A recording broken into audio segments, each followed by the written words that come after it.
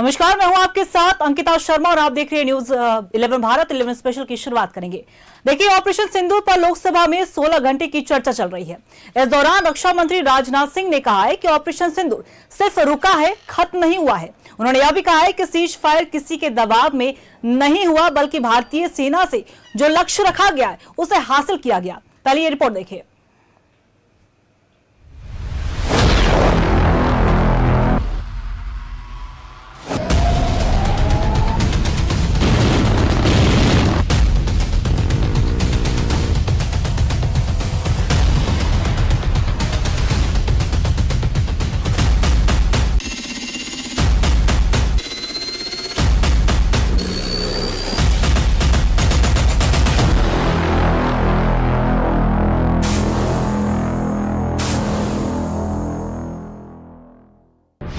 Operation सिंदूर पर लोकसभा में महाबहस। रक्षा मंत्री ने कहा, ऑपरेशन सिंदूर रुका है, खत्म नहीं हुआ, किसी के दबाव में सीज फायर नहीं, भारतीय सेना ने हासिल किया लक्ष्य। ऑपरेशन सिंदूर पर लोकसभा में महाबहस चल रही है। 16 घंटे की चर्चा की शुरुआत रक्षा मंत्री राजनाथ सिंह ने की। इस दौरान राजनाथ सिंह ने कहा कि ऑपरेशन सिंदूर सिर्फ रुका है, खत्म नहीं हुआ। उन्होंने कहा कि भारतीय सेना ने ऑपरेशन सिंदूर के दौरान 100 से ज्यादा आतंकियों को मार गिराया। रक्षा मंत्री ने कहा कि ऑपरेशन सिंदूर से दुनिया को दिखा दिया है, भारत अब आतंकवाद मिटाने का संकल्प ले चुका है। भारत अब किसी भी आतंकी हमले का निर्णायक और स्पष्ट उत्तर देगा। अध्यक्ष महोदय, हमने एक नई लक्ष्मण रेखा खींच ली है। अब आतंकवाद को आश्रय और समर्थन देने वालों को कोई शरण नहीं मिलेगी। और अध्यक्ष महोदय, भारत किसी भी तरीके से किसी भी तरह के न्यूक्लियर ब्लैकमेलिंग या दबावों के आगे अब झुकने वाला नहीं है। लोकसभा में चर्चा के दौरान कांग्रेस सांसद गौरव गोगोई ने सीज फायर को लेकर सरकार को घेरा। उन्होंने पूछा कि आखिर सीज फायर क्यों किया गया। गौरव गोगोई ने पूछा कि पीओके अब नहीं तो कब लेंगे। अगर पाकिस्तान वाकई में अपने घुटने टिकने के लिए तैयार था तो आपने क्यों रोका, आप क्यों रुके और किसके सामने आप झुके, किसके सामने आपने सरेंडर किया, किसके सामने आपने सरेंडर किया? वो अमेरिका के राष्ट्रपति जो 26 बार आज कह चुके हैं कि व्यापार को लेकर उन्होंने भारत और पाकिस्तान को सतर्क किया और दोनों को मजबूर किया कि वो इस जंग को छोड़े। 26 बार। आज राष्ट्रपति ट्रंप खुद कहते हैं कि 5-6 जेट गिरे हैं। सीज फायर को लेकर रक्षा मंत्री राजनाथ सिंह ने कहा कि भारत ने ये कार्रवाई इसलिए रोकी क्योंकि जो भी टारगेट तय किए गए थे हमने उन्हें हासिल कर लिया था, किसी के दबाव में सीज फायर नहीं हुआ। भारत ने कार्रवाई इसलिए रोकी क्योंकि कॉन्फ्लिक्ट के पहले और उसके दौरान जो भी पॉलिटिकल और मिलिट्री ऑब्जेक्टिव्स तय किए गए थे उसे हम पूरी तरह से हासिल कर चुके थे। इसलिए यह कहना, यह मानना कि यह ऑपरेशन किसी दबाव में रोका गया था, यह बेबुनियाद है और सरासर गलत है। जेडीयू सांसद राजीव रंजन सिंह उर्फ ललन सिंह ने कांग्रेस पर जमकर हमला किया।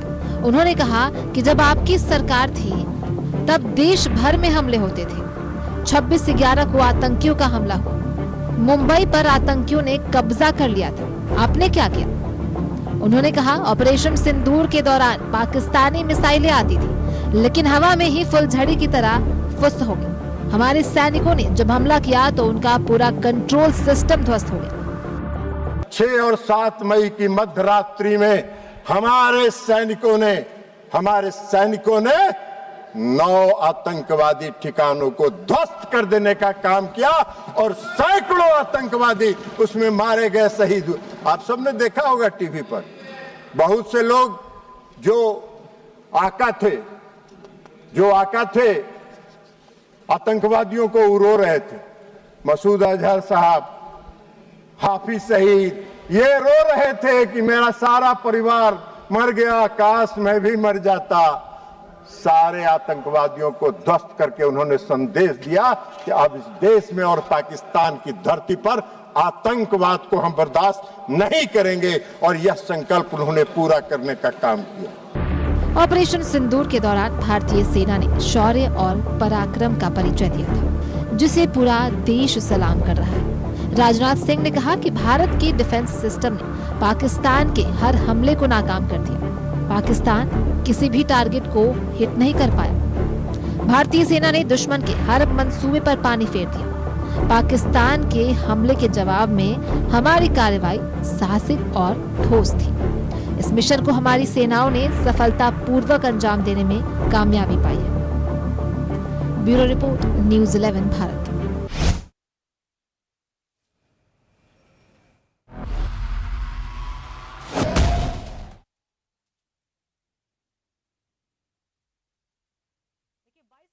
वो दिन था जब पहलगाम में आतंकी हमला होता है। आतंकी घुसते हैं और 26 नागरिकों की नरसंहार कर देते हैं, उनकी निर्मम हत्या कर देते हैं। इसके बाद कई तरह के सवाल उठाए गए, सुरक्षा को लेकर कई तरह के सवाल उठाए गए। लेकिन जब इसके बाद ऑपरेशन सिंदूर चलाया गया सेना की ओर से, उसके बाद उसकी सफलताओं को लेकर बात कही जा रही थी। बीजेपी लगातार कह रही थी, केंद्र सरकार कह रही थी कि हमारी सेना ने शौर्य दिखाया है। लेकिन विपक्ष की ओर से सीज फायर के मुद्दा हो या फिर सुरक्षा के मुद्दे की बात हो या फिर ऑपरेशन सिंदूर किस तरीके से ऑपरेट किया गया, इन तमाम मुद्दों को लेकर चर्चा की मांग कर रहा था। ऐसे में संसद की कार्यवाही शुरू हुई और 7 दिन के बाद इस पर 16 घंटे चर्चा की सहमति बनती है पक्ष और विपक्ष की ओर से। राजनाथ सिंह 2 बजे सदन की कार्यवाही जब 3 बार स्थगित होती है विपक्ष के हंगामे के बाद, उसके बाद 2 बजे जब चर्चा की शुरुआत करते हैं तब सेना की शौर्य की पूरी कहानी बताते हैं। विपक्ष भी कई सवाल दाग रहा था और ऐसे में हमारे साथ इस मुद्दे पर चर्चा करने के लिए गेस्ट पैनल हमारे साथ जुड़े हुए हैं, उनका भी रुख कर लेंगे। हमारे साथ कांग्रेस से सुनील सिंह हमारे साथ जुड़े हुए हैं, उनका बहुत बहुत स्वागत है सर आपका न्यूज़ 11 भारत पर। आजसू से हमारे साथ संजय मेहता हमारे साथ जुड़े हुए हैं। संजय जी, आपका बहुत बहुत स्वागत है न्यूज़ 11 भारत पर। सबसे पहला सवाल कांग्रेस से ही हमारा होगा। देखिए, आप लोग लगातार विपक्ष की भूमिका में है, लगातार कई तरह के सवाल उठा रहे थे और सरकार से ये मांग भी कर रहे थे कि सरकार इस पर स्पष्टीकरण दे किस तरीके से ऑपरेट हो रहा है। आप लोगों की मांग पूरी हुई, 16 घंटे की चर्चा पर सहमति बनी है, किस तरीके से देख रहे हैं? अंकिता जी, भारत दुनिया का एक सबसे बड़ा लोकतांत्रिक राष्ट्र है और सदन के अंदर भारत सरकार के रक्षा मंत्री श्री राजनाथ सिंह जी ने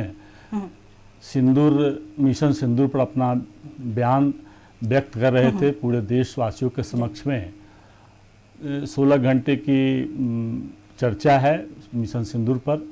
तो सबसे प्रमुख बात है कि उन्होंने जो बातें कही तो उन्होंने स्पष्ट नहीं करने का काम किया कि मिशन सिंदूर जो है, बार बार मिशन सिंदूर के मामले में 22 अप्रैल 2025 को पहलगाम की जो घटना घटी, उस घटना में हमारे भारत के 26 नागरिक मारे गए।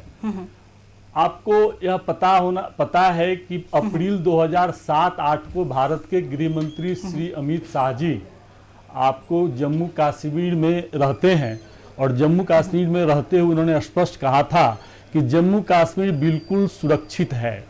उसके बाद 17 अप्रैल 2025 को भारत के प्रधानमंत्री श्री नरेंद्र मोदी जी का वहां पर कार्यक्रम था। उस कार्यक्रम को सुरक्षा के दृष्टिकोण से आपका इनपुट प्राप्त होता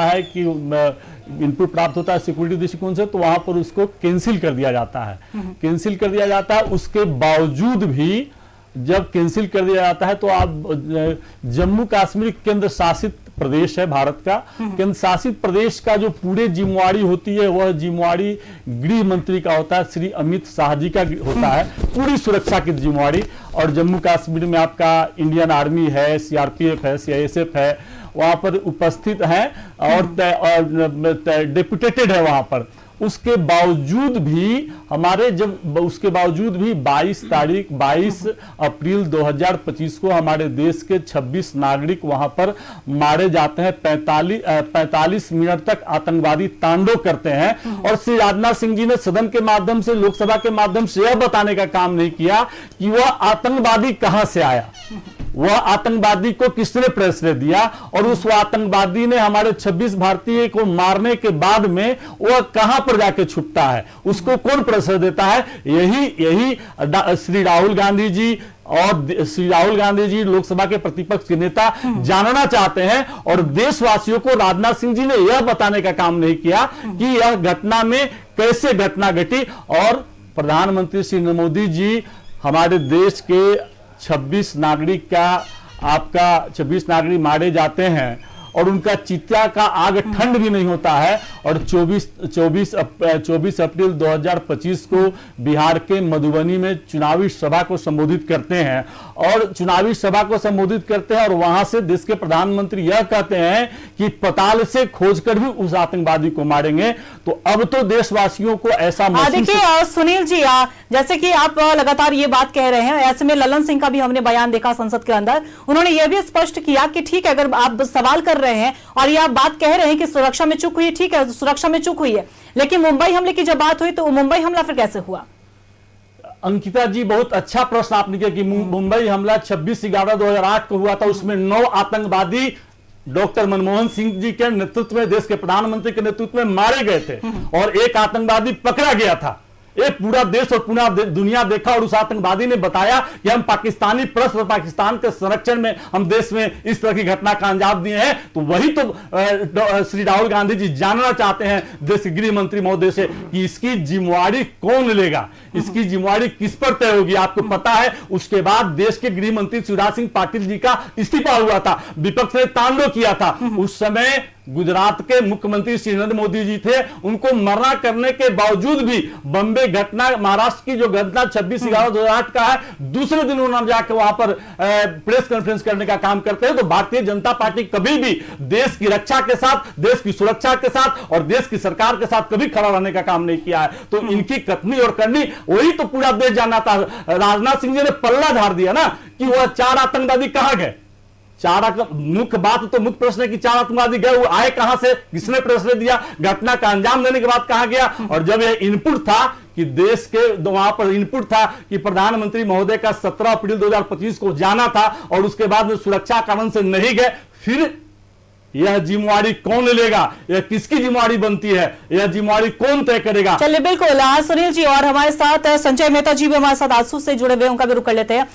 संजय जी, आप सुन रहे थे सुनील जी को, और देखिए उन्होंने कई तरह के सवाल भी उठाए कि उन्होंने भी ये सवाल पूछा है, और सदन में भी ये काफी ज्यादा राहुल गांधी ने भी सवाल उठाया कि आखिर पहलगाम में आतंकी हमले कैसे आए। ऐसे में तो अगर राजनाथ सिंह के बयान की हम बात करें तो राजनाथ सिंह ने भी पूछा ये कि आखिर जब मुंबई में जब हमला हुआ था तो वहां पे आतंकी कैसे आए थे।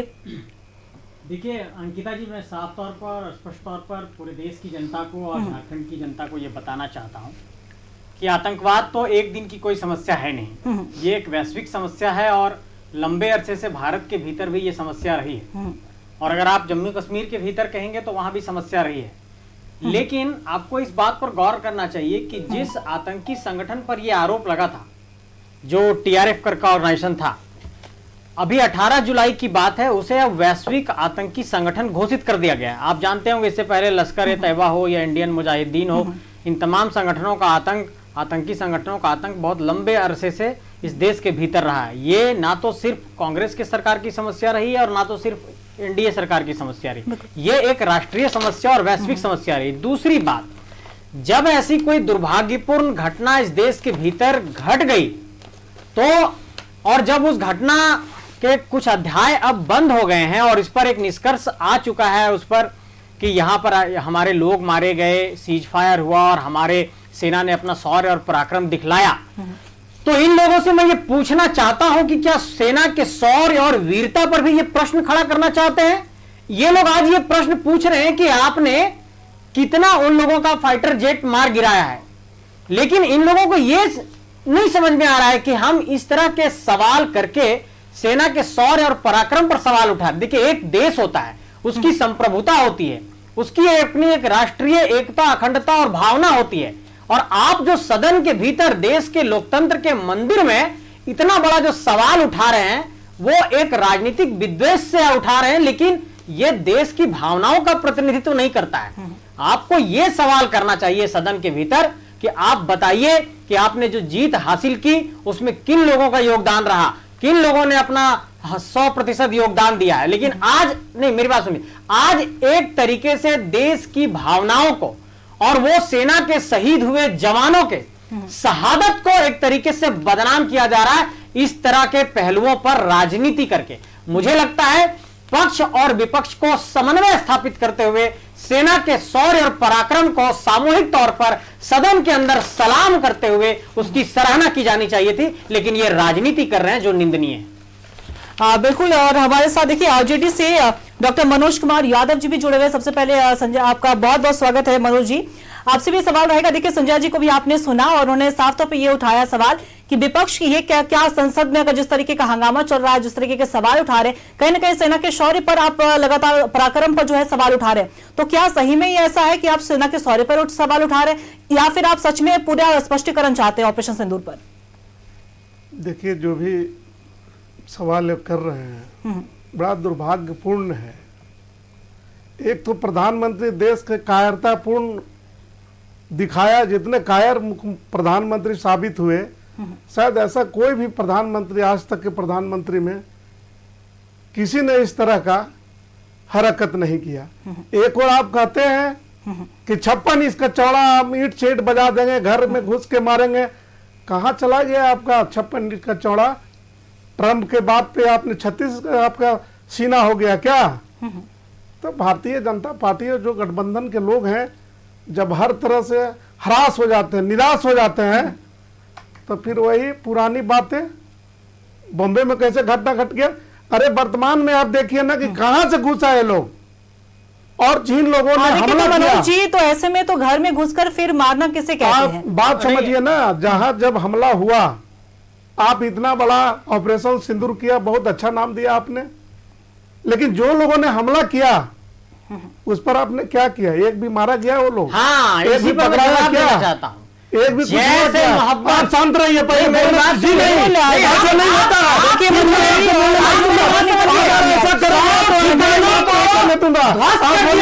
दोस्त क्या किया? कुछ नहीं, आतंकवाद गुमराह किया प्रधानमंत्री। अधिक आतंकी संगठनों के हमला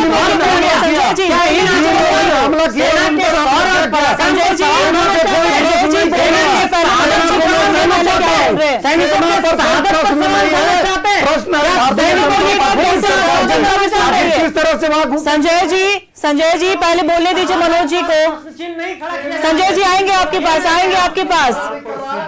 सैल्यूट करता हूं देश के सेना पर और शौर्य पर कोई भी निशान खड़ा नहीं कर रहा, कोई भी उन पे उंगली नहीं उठा रहा है, चूंकि वो हमारे देश के रक्षक हैं।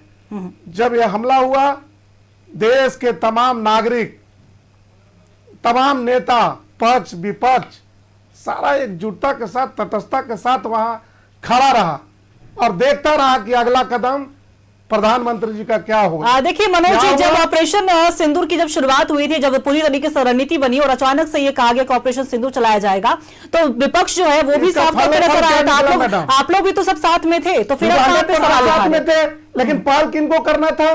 पहल तो देश के प्रधानमंत्री को करना था, पहल गृह मंत्री जी को करना था। क्या पहल किया उन्होंने? क्या किया? अंकिता जी, आखिर प्रधानमंत्री का दौरा, संजय जी जवाब दीजिए, क्या किया गया? आखिर प्रधानमंत्री का दौरा जब था वहां, किस परिस्थिति में? इसका मतलब आपको पहले से जानकारी था? कैसे आप वहां प्रोग्राम कैंसिल करके आप चले गए बिहार में भाषण देने के लिए? जो इसका मतलब है कि आपको पहले से पता था। अगर आपको पता था तो आपने कार्रवाई क्यों नहीं किया? होम मिनिस्टर क्या कर रहे थे? इसलिए इन लोग बनावटी बातें हैं। बिल्कुल मनोज जी, ऐसा नहीं चलता। बिल्कुल संजय जी। जी, मैं स्पष्ट तौर पर यह कहना चाहता हूं, एक अगर राष्ट्र के तौर पर हम इस देश में निवास करते हैं और जब देश में कोई आपदा होती है, आतंकी घटना होती है, तो पूरे राष्ट्र को एकजुट होना होता है और राष्ट्र एकजुटता का परिचय देता है। और इन्होंने अभी साफ तौर पर कहा भी कि हम सभी लोगों ने एक एकजुटता का परिचय दिया। तो जब एकजुटता का परिचय दे रहे हैं तो राजनीति करने का कई विषय इस देश में हमारे पास पड़ा हुआ है, राजनीति करने के बहुत सारे विषय हैं। लेकिन मैं अपने साथियों से, अपने विपक्ष के साथियों से यह कहना चाहता हूं कि इनको इस बात की जानकारी होनी चाहिए कि 100 से अधिक ठिकाने जो इंडियन मुजाहिदीन के थे, लश्कर तैयबा के थे, जैसे मोहब्बत का था, उसके आतंकी ठिकानों को ध्वस्त कर दिया गया। मैं ये कहना चाहता हूं कि अगर सेना के जवानों ने इतनी मेहनत करके अपने खून और पसीने से अपनी शहादत को दे करके इन आतंकी संगठनों के ठिकाने को ध्वस्त किया और उसके बाद अमेरिका ने जो टीआरएफ ऑर्गेनाइजेशन था उसको अब आतंकी संगठन घोषित कर दिया गया है। और ये जो मैं 3 आतंकी संगठन आपको बता रहा हूं, आज की तारीख में आप देखिए, चाहे वो इंडियन मुजाहिदीन हो, चाहे वो जैसे मोहम्मद हो, चाहे वो लश्कर ए तैयबा हो, इसके तमाम आतंकी आज कांप रहे हैं। इनके 100 से अधिक आतंकी ठिकानों, जिसका वीडियो भी जारी हुआ था, फुटेज भी जारी हुआ था। और सरकार के रक्षा मंत्री ने क्या कहा? सरकार के रक्षा मंत्री ने कहा कि हम लोगों ने जो टारगेट तय किया था, हम लोगों ने जो लक्ष्य तय किया था, जिन आतंकी ठिकानों को हम लोगों को ध्वस्त करना था, जहां जहां हम लोगों ने टारगेट तय किया था, वो सभी टारगेट अचीव कर लिए गए। उसके बाद हम लोगों ने युद्ध में विराम लगाया। देखिए, युद्ध जब आप कोई देश के ऊपर विपदा झेलते हैं तो युद्ध से एक बहुत बड़ी वित्तीय तौर पर भी एक बोझ पड़ता है। तो कहीं ना कहीं रणनीतिक तौर पर एक फैसला तो किसी मोड़ पर आपको आकर के लेना पड़ेगा। और इस बात पर मैं कहिए, भारत भी तो परमाणु संपन्न राष्ट्र है, तो कोई भारत किसी से डरने वाला नहीं है। भारत हमेशा से एक मजबूत राष्ट्र रहा है। और मैं फिर से कह रहा हूं, और मैं इस बात को बहुत डंके की चोट पर कहना चाहता हूं, भारत पहले भी मजबूत था, भारत आज भी मजबूत है, और भारत कल भी मजबूत रहेगा।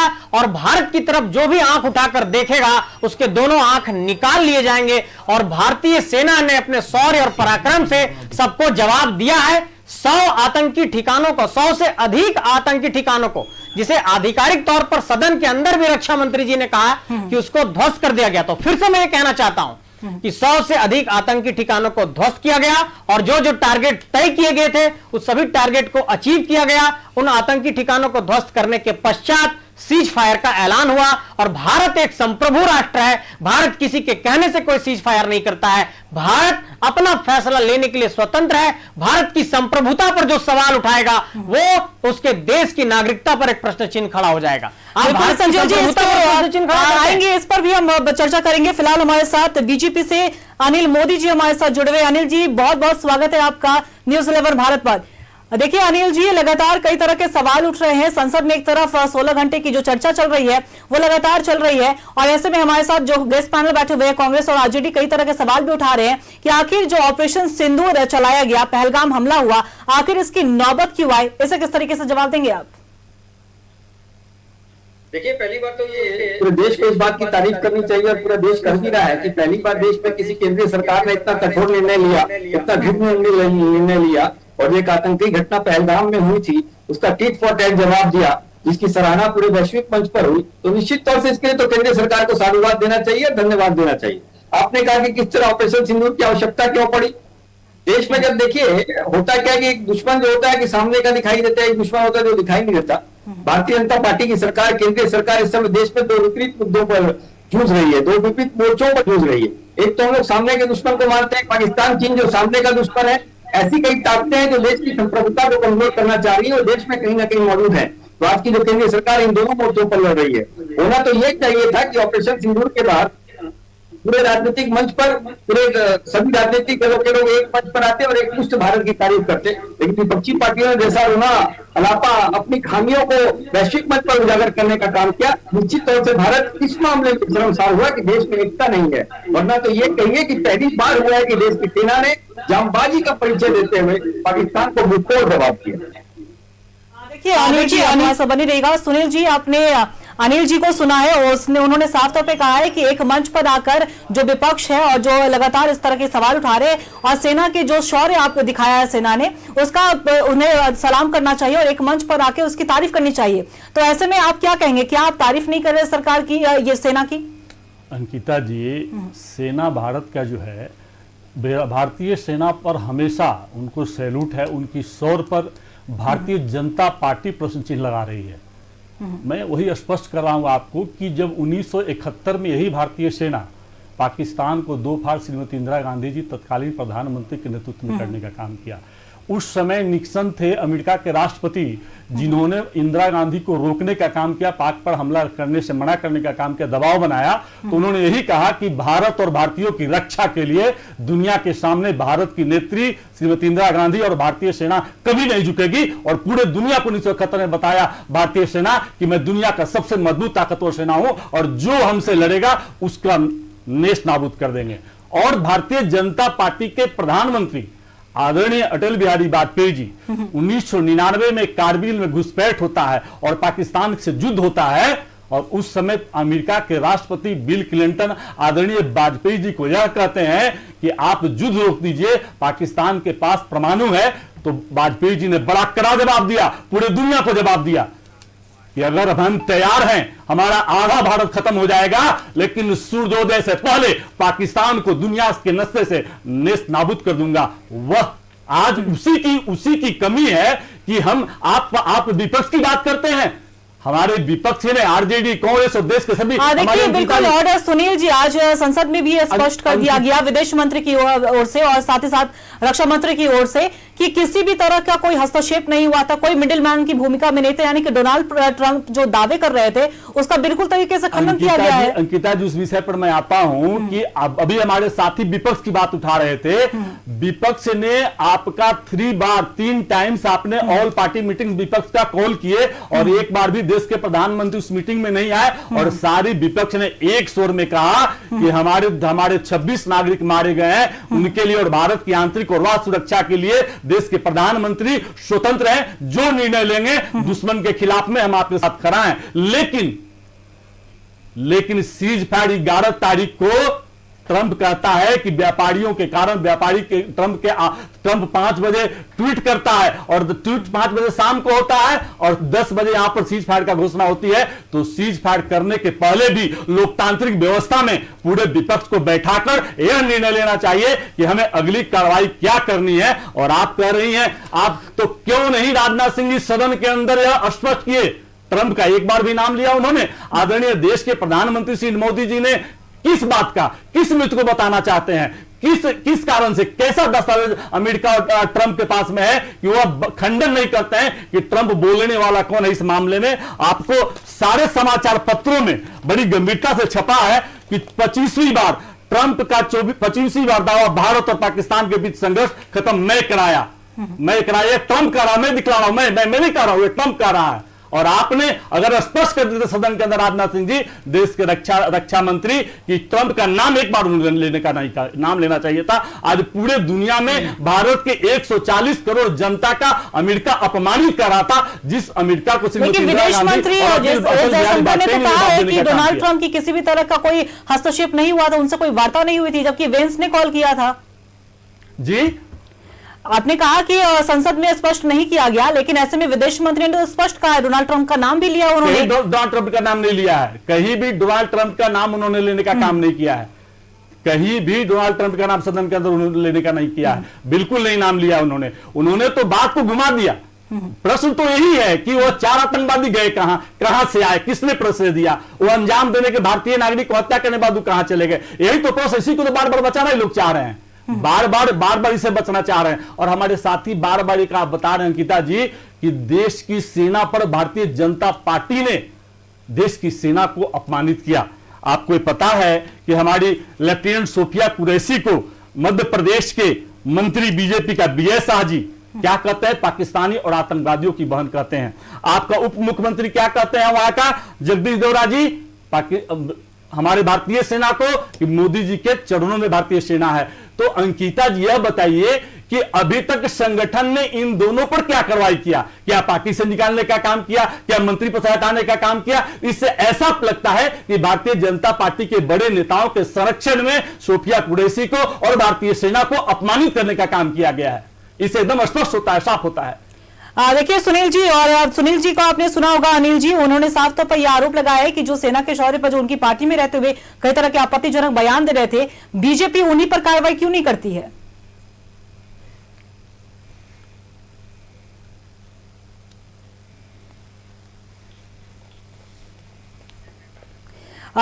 अनिल जी से हमारा थोड़ा संपर्क हो गया है और एक बार संजय जी के पास जाएंगे हम। संजय जी, आपने सुनील जी को सुना, कई तरह के आरोप ये भी लगा रहे हैं कि पार्टी को अपने अंदर पहले कार्रवाई करनी चाहिए, जो इस तरह के काम करते हैं, आपत्तिजनक बयान देते हैं, पार्टी उस पर कार्रवाई नहीं करती है और विपक्ष पर ही सवाल खड़े कर रही है। नहीं, देखिए, सबसे पहली बात कि लोकतंत्र में किसी के भी कार्य के और कार्यशैली को आप अपमानित नहीं कर सकते हैं, इसकी मैं भी एक तरीके से भर्त्सना करता हूं। लेकिन अगर ऐसा कोई किसी ने स्टेटमेंट दिया है और किसी प्रकार की ऐसी कोई निंदनीय बात कही है तो वो संगठन का आंतरिक मसला है, जिसके लिए बोलने के लिए मैं अधिकृत नहीं हूं। लेकिन मैं ये बोलना चाहता हूं, पूरे देश की जनता को ये संदेश समझना चाहिए कि जब इस देश में घटना हुई और पहलगाम में इतनी बड़ी जब घटना हुई, पूरा देश रो रहा था, पूरे देश में आंसुओं का सैलाब था, हर तरफ लोग भावुक थे और हर लोग यही चाहते थे कि अब एक कार्रवाई हो सरकार की तरफ से। और जब ऑपरेशन सिंदूर को अंजाम दिया गया, लगभग रात के 2:30 बजे के आसपास, 1:30 बजे के आसपास, जब अचानक से ये खबर आई कि भारत ने ऑपरेशन सिंदूर की शुरुआत की है, तो लोगों ने एक राहत की सांस ली कि सरकार ने एक आवश्यक कदम उठाया। अभी हमारे साथी कह रहे थे कि सरकार के तमाम फैसलों पर हम लोगों ने साथ खड़े होकर के एक राष्ट्रीय एकता का परिचय दिया। तो वही तो मैं आप लोगों को यह बोध कराना चाहता हूं कि जब सदन के बाहर आप राष्ट्रीय एकता का परिचय दे रहे थे और आप कह रहे थे कि हम लोग सब साथ हैं, सरकार जो निर्णय लेगी हम लोग खड़े हैं, तो जब सरकार ने निर्णय ले लिया, सभी टारगेट को ध्वस्त कर दिया, आतंकियों को मार गिराया और उसके बाद 100 आतंकी ठिकानों को उन लोगों ने बर्बाद कर दिया, सेना ने अपने शौर्य और पराक्रम और वीरता को प्रदर्शित किया, उसके बाद फिर आप देश के लोकतंत्र के सबसे बड़े मंदिर में उन्हीं की पराक्रम और शौर्य पर प्रश्न चिन्ह खड़ा कर देते हैं। तो वही मैं कहना चाहता हूं कि जो एकजुटता घटना के दौरान देश के भावुकता के पल में आप सब लोग एकजुट होकर के दिखला रहे थे, वही सदन के अंदर लोकतंत्र के मंदिर के अंदर दिखलाइए और देश को यह संदेश दीजिए कि विपदा के समय, घटना के समय, आक्रमण के समय, हमला के समय सभी भारतीय एक हैं और हम राष्ट्रीय एकता का परिचय देंगे। देखिए, मैं बार बार इस बात को गिनाना चाहता हूं कि जिस वक्त आप यह प्रश्न करते हैं कि आपने कब मारा, कैसे मारा, कितना फाइटर जेट लगाया, कौन गिरा, कहां गिरा, किस ठिकाने को गिराया, आप सेना की इतनी गोपनीय जानकारी को पब्लिक डोमेन में मांगेंगे तो देश की राष्ट्रीय एकता और उसकी सुरक्षा पर एक बड़ा खतरा उत्पन्न होगा। मैं ये साफ तौर पर कहना चाहता हूं अपने साथियों को कि आज देश के सदन के भीतर, लोकसभा के भीतर और राज्यसभा के भीतर इस पहलू पर चर्चा किए जाने की जरूरत है कि सेना के शौर्य और पराक्रम जो वहां पर प्रदर्शित हुआ है उसकी सराहना और कैसे किया जाए और उसको मजबूत कैसे किया जाए, भविष्य में ऐसी घटना की पुनरावृत्ति नहीं हो, इसको देखा जाए। क्योंकि ये देश ने 26/11 भी झेला है, इस देश ने कांधार हाईजैक भी देखा है और इस देश ने पहलगाम भी देखा है, इस देश ने पुलवामा भी देखा है। तो हम लोगों ने बहुत सारी ऐसी घटनाओं को देखा है जो बहुत दुर्भाग्यपूर्ण है और आतंकी घटनाओं से पूरा देश रोता है, पूरा देश बिलखता है। इसका मजाक नहीं उड़ाया जाना चाहिए। देखिए, जब भी हम लोग इन विषयों पर चर्चा करते हैं तो जिन परिवारों से जो लोग शहादत को प्राप्त हुए हैं, जब वो सुनते हैं इन विषयों को, आप एक शहादत परिवार करने वाले परिवार के सदस्य के तौर पर खुद को रख करके सोचिए कि इन विषयों पर जब वो राजनीति होते हुए देख रहे होंगे तो उनको कितनी पीड़ा होती होगी। तो मैं भावनात्मक दृष्टिकोण से उन परिवारों के प्रति संवेदना व्यक्त करते हुए पूरे देश से ये आह्वान करना चाहता हूं कि सेना के शौर्य और पराक्रम को सलाम करते हुए अपने इस ऑपरेशन सिंदूर को सलाम किया जाए और सरकार के कार्यों की सराहना विपक्ष के साथी होने के तौर पर भी किया जाए। तभी राजनीति में शुचिता बचेगी, लोकतांत्रिक शुचिता बचेगी और लोकतंत्र का जो है वो धर्म आप पालन कर सकेंगे और राजधर्म का आप पालन कर सकेंगे। बिल्कुल संजय जी, आपने जो ये बात की इसका भी जवाब हम आरजेडी से जरूर लेंगे। ऑपरेशन सिंदूर पर पक्ष और विपक्ष दोनों के बीच में ही रार नजर आ रहा है। एक तरफ केंद्र सरकार लगातार अपना रिपोर्ट पेश कर स्पष्टीकरण दे रही है किस तरीके से ऑपरेशन सिंधु चलाया गया, दूसरी तरफ विपक्ष कई तरह के सवाल भी पूछ रही है ऑपरेशन सिंधु को लेकर। हमारे साथ हमारे गेस्ट पैनल जुड़े हुए हैं और आरजेडी से हम जुड़ना चाहेंगे। मनोज जी हमारे साथ आरजेडी से जुड़े हुए हैं, उनका रुख करेंगे। मनोज जी, आपने साफ तौर पर संजय जी को भी सुना, उन्होंने साफ तौर पर कई तरह के आप बोला भी है कि अगर विपक्ष चाह रहा है कि एक मंच पर आकर उन्होंने साथ दिया है, एकजुटता का प्रतीक है, तो राजनीति नहीं करनी चाहिए। और ऐसे में राजनाथ सिंह ने भी कहा कि विपक्ष को ऑपरेशन सिंदूर की जो सफलता है वो नहीं दिख रही है। राजनीति की तो यहाँ बात ही नहीं है। जब हमला हुआ तो सारे देश के जितने भी पक्ष विपक्ष सारे लोग एकजुटता के साथ सरकार के साथ खड़ा रहा।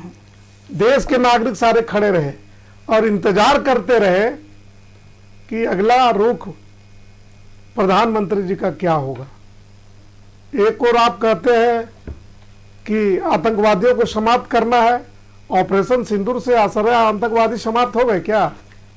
दूसरा, राजनाथ जी बोल रहे थे कि हम लोग युद्ध नहीं चाहते थे, तो क्या चाहते थे भाई? हमारे 26 निर्दोष लोगों की जानें चली गई, कितने के मांग सिंदूर धुल गया, कितना माँ का अनाथ हो गया गोद। अब आप कहते हैं कि मैं युद्ध नहीं चाहता था, तो क्या सिर्फ भारत को आप दिखाना चाहते थे क्या? भारत को इसका मतलब आप गुमराह कर रहे थे, हिंदुस्तान को गुमराह कर रहे थे आपने लगभग 100 आतंकवादियों को ढेर किया, अच्छी बात है, सराहनीय कदम है। लेकिन जिन लोगों की महत्वपूर्ण भूमिका थी, जिन आतंकवादियों ने 26 लोगों की हत्या की, वो कहां चले गए? किधर से चले गए? आए किधर थे? और दूसरा प्रश्न, देखिए जो आप कह रहे हैं मनोज जी, और राष्ट्रीय कार्रवाई की बात कर रहे हैं, अगर आप जम्मू कश्मीर सुन लीजिए पहले, जम्मू कश्मीर में जो अभी खबर निकलकर सामने आई है, मास्टरमाइंड जो हासिम मूसा है उसे तो ढेर कर दिया गया। अभी ढेर कर दिया गया, अच्छी बात है, लेकिन जब प्रधानमंत्री जी का वहां दौरा सुनियोजित था, दौरा करना था, उनको तय था, अचानक दौरा उनका रद्द कैसे हो गया? कोई ना कोई कारण तो रहा होगा। तो आप देश की जनता को क्यों नहीं बता रहे हैं? एक और कहते हैं हम युद्ध नहीं चाहते हैं, दूसरी ओर कह रहे हैं कि सेना पर तो कोई उंगली उठा नहीं रहा है, लेकिन विपक्ष के पास जब कोई मुद्दा नहीं होता, जब उनके पास बोलने का कोई शब्द नहीं होता, तो यही शब्दों का प्रयोग करके राजनीति हो रही है।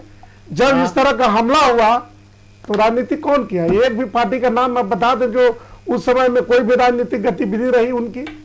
सारे लोगों ने देश के साथ खड़ा रहा, एकजुटता के साथ खड़ा रहा, किसी ने राजनीति नहीं किया। जब विफल हो गए तो लोकसभा में जब बहस हो रहा है तो क्या मैंने वहां भी खामोशी रहना चाहिए क्या? विपक्ष को चुपचाप ऐसा हाथ जोड़ के जी आप जो कह रहे हैं सब सही है। लोकतंत्र में ऐसा नहीं होता है। लोकतंत्र में अच्छा काम होता है तो उसकी सराहना की जाती है, और अगर आप अच्छा काम नहीं करते हैं तो उसकी निंदा भी की जाती है। तो यहाँ कोई राजनीति नहीं हो रहा है। देश के साथ, देश के लोगों के साथ भारतीय जनता पार्टी की जो केंद्र में सरकार है, वर्तमान सरकार, वह धोखा दी है, छलावा किया है। आखिर अमेरिका जो चाहता था वही क्यों हुआ? आप पूरे जब से प्रधानमंत्री बने हैं देश के, लगभग सभी कंट्री को आपने विजिट कर दिया। देश कौन कौन सा देश आपके साथ थे? आप क्या विजिट करते हैं? केवल दिखावा, केवल जनता को पैसा को आप बर्बाद कर रहे हैं। इसलिए ये लोग कुछ नहीं करेंगे, बस इसी तरह उल्टी सीधी बातें करते रहेंगे। इनको केवल वोट से मतलब है, न देश की जनता से मतलब है, न देश के किसानों से मतलब है, न देश के नौजवानों से मतलब है। बस इनको मतलब है तो वोट की राजनीति, वोट किसी तरह से आयन कैन प्रकरण हम सत्ता में बने रहे, यही भारतीय जनता पार्टी चाहती है। संजय मेहता जी, वोट से सिर्फ मतलब है? मैं कुछ पहलुओं को रखना चाहता हूं ताकि तथ्यों के आधार पर अपने साथियों को मैं जवाब दे सकूं। जब ये पहलगाम में घटना हुई तो ये बात सामने आई कि टीआरएफ नाम के एक ग्रुप ने इस घटना को अंजाम दिया है, जो लश्कर ए तैयबा का एक छोटा सा समूह था, जो एक प्रॉक्सी एक तरीके से कह सकते हैं उसका एक ग्रुप था। इस बात को आप समझिए कि ये 18 जुलाई 2025 की बात है। ये जो टीआरएफ ग्रुप था, इससे पहले आधिकारिक तौर पर यह घोषित आतंकी संगठन नहीं था, ये उसके साथ काम करता था, लेकिन भारत सरकार के दबाव के बाद इसे वैश्विक स्तर पर टीआरएफ को आतंकी संगठन घोषित किया गया है। दूसरा पहलू कि जब हम लोगों ने ऑपरेशन सिंदूर की शुरुआत की, जब देश ने ऑपरेशन सिंदूर की शुरुआत की, तो मैं बार बार आपको गिना रहा हूं कि हमने 100 से अधिक ठिकाने को खत्म किया है और जो टारगेट तय किए थे वो खत्म कर दिया गया। तीसरा, सरकार से यह सवाल पूछा गया कि भारत के कितने फाइटर जेट गिर गए। इस सवाल में कितनी घृणित मानसिकता है। सवाल यह पूछा जाना चाहिए था कि भारत ने कितना किसी का फाइटर जेट गिराया है। अगर आप में राष्ट्र के प्रति जरा भी प्रेम का भाव होता और अपने सेना से जरा भी आपको प्रेम होता, आप लोगों ने क्या और किया? मेरी बात बीच में बोलिए, आप लोगों ने क्या किया? भारत एक संप्रभु राष्ट्र है, आप लोगों ने क्या और किया? भारत की संप्रभुता पर सवाल मत करिए। भारत एक संप्रभु राष्ट्र है, भारत अपना निर्णय लेने के लिए स्वतंत्र है। भारत किसी के सामने अमेरिका नहीं झुकाता है। मेरी बात समझने की कोशिश करिए। जब मैं बात कंप्लीट कर रहा हूं, कंप्लीट करने दीजिए। भारत की संप्रभुता और सेना के शौर्य पर सवाल मत खड़ा करिए। भाजपा आप संविधान से मतलब रखिए। मुख्यमंत्री ने क्या कहा, परीक्षा में परिणाम क्या है इस बात और कितने कलम के स्याही खत्म हो गए इस पर बात मत करिए, आप रिजल्ट पर बात करिए ना, कलम में कितना स्याही खत्म हुआ और कितना पेंसिल टूटा इस पर बात मत करिए। कलम टूट गया, परिणाम ये है कि हमने आतंकी ठिकानों को ध्वस्त किया है, परिणाम ये है कि सेना ने परिणाम ये है कि भारत ने अपनी संप्रभुता को परिचय दिया है, परिणाम ये है कि भारत ने पाकिस्तान को चारों खाने चित दिया है, परिणाम ये है कि हमने आतंकियों को मुंहतोड़ जवाब दिया है, परिणाम ये है कि टीआरएफ को आतंकी संगठन घोषित किया गया है, परिणाम ये है कि इंडियन मुजाहिदीन, लश्कर ए तैयबा और तमाम ऐसे संगठनों को चारों खाने चित किया गया है। देखिए बिल्कुल संजय जी और सुनील जी आप लगातार सुन रहे हैं इन्हें, और देखिए एक और गौर करने की बात है, तो जो रक्षा मंत्री हैं राजनाथ सिंह, उन्होंने एक और बड़ी बात कह दी है कि ऑपरेशन सिंधु तो हमारी सरकार में चलाया गया, अगर इस तरह के ऑपरेशन अगर पहले की सरकार में चलती या पहले से चलाए जाते तो शायद इस तरह की नौबत नहीं आती। ऐसे में उन्होंने ये भी कहने की कोशिश की है कि यूपीए की सरकार में कहीं ना कहीं आतंकवाद ने पनप लिया है। देखिए, भारतीय जनता पार्टी आज तक देश में, आज जब ये घटना घटी है पहलगाम की, तो जैसे पुलवामा की घटना पहेली बनकर रह गया। भारत के प्रधानमंत्री श्री मोदी जी 8,000 करोड़ के प्लेन से चलते हैं, और हमारे जब वहां के सत्यपाल मलिक साहब तत्कालीन राज्यपाल अब देश की सेना को गंतव्य स्थान पहुंचाने के लिए हेलीकॉप्टर की मांग करते हैं तो सरकार देने की काम नहीं करती है। आज तक कहां से 350 केजी RDX आया उसकी कोई पता नहीं। तो पहलगाम भी बार बार जो हमारे साथी चिल्ला रहे हैं, संप्रभुता की बात करते हैं, बताइए, वही तुम्हें बताया कि एक बार भी भारत के साथ भारतीय जनता पार्टी कभी भी देश की रक्षा सुरक्षा के कांग्रेस और महागठबंधन के साथ खड़ा रहने का काम किया है। और श्री राजनाथ सिंह जी से वही देश जानना चाहता है। आप कह रहे हैं कि 1989 में भारतीय जनता पार्टी की सरकार थी, उस समय विश्वनाथ प्रताप सिंह प्रधानमंत्री थे देश के, और आप घटना घटी थी और आपका 85 सांसद बीजेपी के थे, घटना घटी, जम्मू कश्मीर पंडितों का निशान हुआ। 1999 में कारगिल में घुसपैठ हुआ, अटल बिहारी वाजपेयी साहब देश के प्रधानमंत्री थे। 1999 में करनाल की घटना घटी, भारतीय अटल बिहारी वाजपेयी जी उस समय के प्रधानमंत्री थे। 2001 में संसद भवन पर आतंकवादियों का हमला हुआ, देश के प्रधानमंत्री श्री अटल बिहारी वाजपेयी थे। 2002 में अमरनाथ यात्रा पर हमला हुआ, उस समय भी भारतीय जनता पार्टी की सरकार थी। 2002 में अक्षरधाम में घटना घटी, आतंकवादी हमला हुआ, 80 श्रद्धालु मारे गए, भारतीय जनता पार्टी की सरकार थी। 2017 में अमरनाथ यात्रा हुआ, 7 तीर्थयात्री मारे गए, 10 तीर्थयात्री गंभीर रूप से घायल हुए। 2016 में पठानकोट एयरबेस पर हमला हुआ, 4 सैनिक शहीद हुए।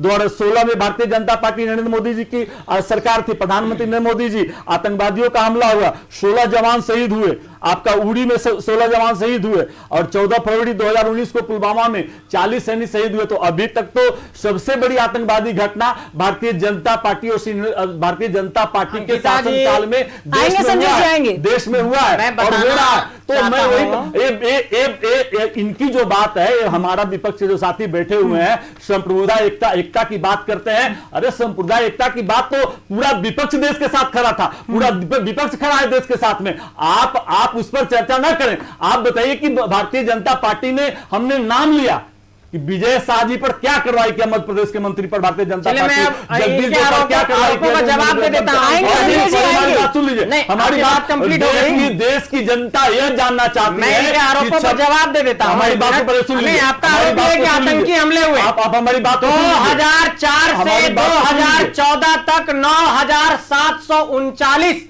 आतंकी घटनाएं हुई हैं। सुन लीजिए संजय जी पहले उनकी बात को डिस्टर्ब नहीं करा था, आप हमारी बात को सुन लीजिए।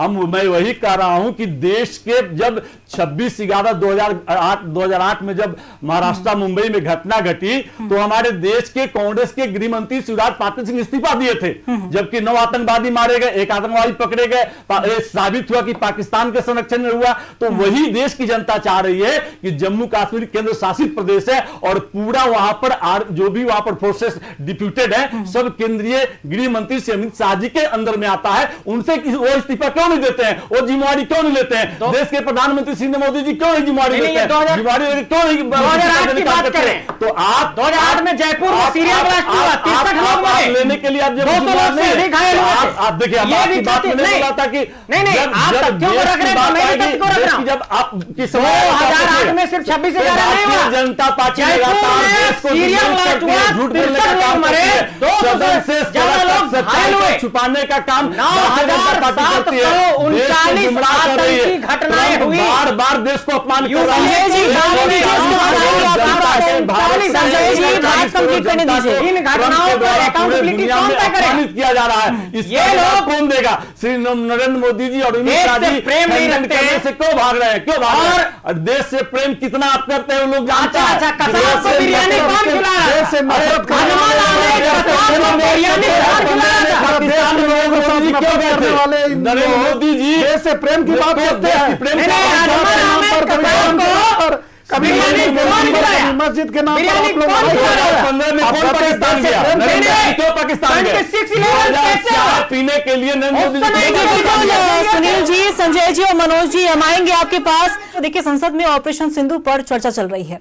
एक तरफ हमारे साथ गेस्ट पैनल में सुनील जी कुछ देर पहले बात कर रहे थे कि एमपी के मंत्री पर कार्रवाई नहीं की गई है। ऐसे में सुनील जी, मेरा आपसे एक सवाल रहेगा, आपके ही गठबंधन की सरकार में एक मंत्री थे राम गोपाल यादव जी, जो कि जिन्होंने सपा के, उन्होंने ही एक विंग कमांडर पर जाति सूचक का शब्द का इस्तेमाल किया गया, तो उन पर भी तो कार्रवाई नहीं की गई थी। इस पर क्यों नहीं आप बोल रहे हैं? मैं आपको देखिए, पुरानी बात पर आप जब आ रही हैं तो उनके दल के लोग बताएंगे क्यों कार्रवाई नहीं किया गया। हमारी कांग्रेस पार्टी के लोग नहीं बोला, मैं भारतीय जनता पार्टी के, आप लोग तो विरोध भी नहीं किए थे। विजय शाह जी भारतीय जनता पार्टी के हैं, जगदीश देवड़ा जी भारतीय जनता पार्टी के हैं, दोनों जिम्मेवार पद पर हैं। कोई 7 बार का एमएलए है, कोई उप मुख्यमंत्री है, कोई मंत्री है, और तो इसी तो मतलब कि भारतीय जनता पार्टी ने अभी तक कार्रवाई करने का काम नहीं किया। इसका मतलब है कि उनकी संरक्षण प्राप्त है और भारतीय सेना को अपमानित करने के बाद भी उन पर कोई कार्रवाई नहीं होता है। तो ये भारतीय जनता पार्टी की चाल और चरित्र जो है पूरा देश देखने का काम करे। अंकिता जी, मैं उसी प्रश्न पर मैं आया कि जिस तरह की राजनीति भारतीय जनता पार्टी करने का काम कर रही है, कोई भी जिम्मेवारी लेने से भारतीय जनता पार्टी बच रही है, कोई जिम्मेवारी लेना नहीं चाहती है। जिम्मेवारी के साथ आपकी बात करने की जरूरत है। देश में घटना घट जाएगी, गृह मंत्री क्या भाई, तो ये सिक्योरिटी फेल्योर की बात करते हैं आपके सिक्योरिटी फेल्योर की आप बात करके आप बच के निकल जाइएगा? नहीं, जवाब आप देशवासियों को भारतीय जनता पार्टी आज भी साफ नहीं दे रही है। और बिल्कुल सुनील जी, और हमारे साथ आपका जो सवाल है उसका ही जवाब हम ले लेते हैं। अनिल जी हमारे साथ बने हुए, उनका रुख कर लेंगे। अनिल जी, देखिए, लगातार कांग्रेस की तरफ से कई सवाल उठाए जा रहे हैं। आप लोगों ने मुंबई हमले का अगर सवाल किया तो इधर पहलगाम की अगर बात कर ले, या फिर पुलवामा की बात कर ले, पुंछ की बात कर ले, पठानकोट की बात कर ले, इन तमाम ऐसे हमलों को लेकर लगातार विपक्ष जो है आप लोगों से सवाल कर रही है कि आखिर आतंकी वहां पे कैसे घुसते हैं। पहलगाम हमले से पहले भी कई आतंकी हमले हो चुके हैं, हमारे कई सिविलियंस की जान गई है, कई जवान शहीद हुए हैं, तो आखिर इस पर कुछ प्रधानमंत्री क्यों नहीं बोलते हैं? देखिए, यही मैं बात कहना चाहता हूँ कि जब भी सामरिक मोर्चे की बात आए, आर्थिक मोर्चे की बात आए, तो कम से कम कुछ मुद्दों पर विपक्ष को एक साथ होना चाहिए। ये जो विपक्ष बार बार रोना रो देता है वैश्विक मंच पर, कहीं रोना रो देता है, तो कहीं ना कहीं हमारी खामियां उजागर होती है। और लगातार जो भारतीय जनता पार्टी की केंद्रीय सरकार मोदी जी के नेतृत्व में जब हम लोग धारा 370 हटाने की बात कर रहे थे, तो यही विपक्ष के लोग कह रहे थे कि कश्मीर में खून की नदियां बहेंगी, लेकिन ऐसा कुछ भी नहीं हुआ। धारा 370 हटी और एक अच्छी सरकार जम्मू कश्मीर बनी, राज्य के रूप में चलने लगा जम्मू कश्मीर। तो कहीं ना कहीं विदेशी ताकतें उसको अस्थिर करने का प्रयास कर रही, और जो अस्थिर करने का प्रयास कर रहा है उसको देश की सेना केंद्रीय सरकार के नेतृत्व में मुंहतोड़ जवाब देने का काम कर रही है। और ये लोग विपक्ष वाले रोना रो रहे हैं। मुझे तो एक पंक्तियां याद आती है कि बर्बाद गुलिस्ता करने को बस एक ही उल्लू काफी है, हर शाख पे उल्लू बैठा है तो हाले गुलिस्ता क्या होगा। निश्चित तौर पर इस लोगों को जवाब देना चाहिए। ये वही कांग्रेस के लोग हैं जिनके नेता गिट्टी राजा जी ने, आपको याद होगा, कहा होगा हाफिज सईद के लिए इन्होंने श्रीमान शब्द का उपयोग किया था। ये वही लोग हैं जो अजमल कसाब और देखिए अनिल जी से मैं एक बात चाहता हूं कि ये अभी लगातार घटनाओं का जिक्र कर रहे थे, लेकिन इन लोगों को ये याद होना चाहिए कि 2005 में भी दिल्ली में सीरियल ब्लास्ट हुआ था, उसमें भी लगभग 66 लोग मर गए थे। 2006 में भी मुंबई में ट्रेन का ब्लास्ट हुआ, उसमें भी ऐड है क्या? हाँ बिल्कुल, बोलिए। 2006 में भी मुंबई में जब ट्रेन का ब्लास्ट हुआ, आप जानते हैं कि उस वक्त भी पूरा देश रो रहा था। 2007 में समझौता एक्सप्रेस में ब्लास्ट हुआ, 2008 में जयपुर में ब्लास्ट हुआ, फिर 2008 में 26 से 11 हुआ। मैं वही बात कह रहा हूं, आतंकी घटनाओं की फहरिस्त, एक लंबी फहरिस्त, एक लंबी सूची है। ये एक वैश्विक समस्या, ये एक राष्ट्रीय समस्या है और इस समस्या पर तमाम देश समय की थोड़ी कमी है संजय जी, संयुक्त राष्ट्र भी निपट रहा है और संयुक्त राष्ट्र भी अपने तरीके से, और आप जानते हैं कि संयुक्त राष्ट्र के सुरक्षा परिषद में भी इन मसलों पर लगातार चर्चाएं हो रही है। मैं वही बात गिनाने की कोशिश कर रहा हूं कि आतंकी घटनाओं की सूची काफी लंबी है और अगर ऐसी घटना देश के भीतर घट जा रही है तो पक्ष और विपक्ष को सेना के शौर्य और पराक्रम को सलाम करते हुए देश को एकजुटता में बांधे रखने की जरूरत है और ऐसे सवाल को सदन में उठाए जाने की जरूरत है जो देश के भावनाओं का प्रतिनिधित्व करता हो, ना कि लोगों की भावनाओं को। मनोज जी देखिए समय की कमी है, हम चाहेंगे संजय जी जो बोल रहे थे इस पर आपका क्या जवाब होगा? संजय जी अभी बोल रहे थे कि लोगों को देश से प्रेम नहीं है। इस देश के लोगों के साथ नफरत करने वाले लोग कभी जात के नाम पर, कभी धर्म के नाम पर, कभी मंदिर के नाम पर, कभी मस्जिद के नाम पर उन्माद फैलाते हैं पूरे देश में। अब बात कर रहे हैं प्रेम का। वाह रे भाई, कैसा प्रेम है आपका? नफरत फैला दिया आपने पूरे देश दुनिया में। नफरत के नाम पे आपने वोट लेते हैं, सरकार बनाते हैं, आप प्रेम की बात करते हैं। सारे लोगों को इस देश से प्रेम है। इस देश में जितने भी लोग हैं, सेना के जवान हो, सेना के जवान नहीं हो, घरेलू महिलाएं हो, घर के नौजवान हो, किसान हो, बेरोजगार हो, सब लोग अपने देश से प्रेम करते हैं। ये कैसे सर्टिफिकेट दे दिया कि प्रेम नहीं करते हैं? इसलिए दे दिया जैसे है ना दुआ एक, जैसे जिसकी रहती है ना नियति वैसे ही बोलता है। अंकिता जी प्रेम दे रहा हूं का प्रेम का, इसलिए यह सवाल उठाया कि सदन में ये पूछ रहे हैं कि भारत में कितने फाइटर गिर गए। सवाल ये पूछना चाहिए था कि भारत में कितने फाइटर थे दुश्मनों ने गिराया। सदन में जब आप ये सवाल भरते हैं तो आपके देश प्रेम पर सवाल खड़ा होगा।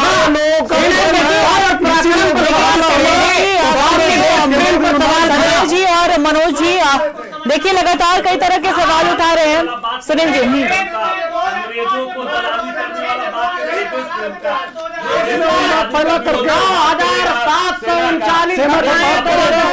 बिल्कुल, और हमारे पास समय की कमी है और लगातार कई तरह के सवाल संसद में उठ रहे हैं। सुनील जी, संजय जी, मनोज जी, आप लोगों का बहुत बहुत शुक्रिया हमारे साथ जुड़ने के लिए। समय की कमी है थोड़ा, आप लोग हमारे साथ जुड़े और लगातार आप लोगों ने हमारे सवालों का जवाब दिया, जनता के सामने आपने अपनी बातों को रखा है, इसके लिए आप लोगों का बहुत बहुत शुक्रिया हमारे साथ जुड़ने के लिए। देखिए संसद में ऑपरेशन सिंदूर पर 16 घंटे की चर्चा पर सहमति बनी है और लगातार महाबहस जो है वो लगातार जारी है। दूसरी तरफ ऑपरेशन सिंदूर की सफलता की बात केंद्र सरकार की ओर से कही जा रही है, लेकिन दूसरी तरफ कांग्रेस है लगातार विपक्ष की भूमिका में कई तरह के सवाल भी उठा रही है। लगातार इन तमाम मुद्दों पर चर्चा होती रहेगी। फिलहाल इस खास बुलेटिन में इतना ही। बने रहेगा खबरों के लिए न्यूज़ 11 भारत के साथ। दीजिए इजाजत, नमस्कार।